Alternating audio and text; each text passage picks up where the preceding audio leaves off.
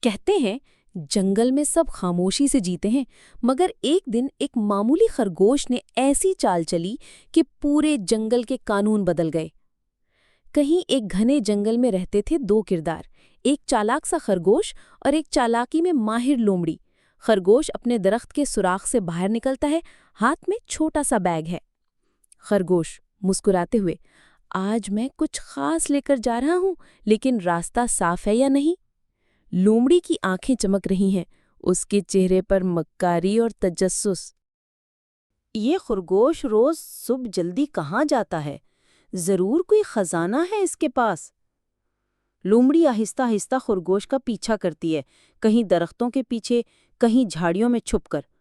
خرگوش زیر لب، مجھے لگ رہا ہے کوئی میرے پیچھے ہے، لیکن میں پہلے ہی تیار ہوں۔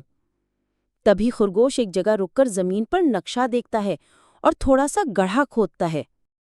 لومڑی خود سے، یہی وقت ہے، اب میں اسے پکڑوں گی۔ وہ دوڑتی ہے لیکن اچانک زمین نیچے سے کھسک جاتی ہے، وہ جال میں پھنس جاتی ہے۔ خرگوش مسکرا کر جال کے پاس آتا ہے۔ خرگوش شرارتی لہجے میں، لومڑی بہن، ہر روز چالاکی چلانا اچھی بات نہیں، آج تم پکڑی گئی۔ لومڑی شرمندہ ہو کر، مجھے معاف کر دو خرگوش بھائی، میں تمہیں نقصان نہیں پہنچانا چاہتی تھی۔ خرگوش جال کھول دیتا ہے، لومڑی باہر آتی ہے، دونوں مسکراتے ہیں۔ کبھی کبھی دشمنی بھی دوستی میں بدل سکتی ہے اگر ہم سمجھنے کی کوشش کریں اور معاف کرنا سیکھیں۔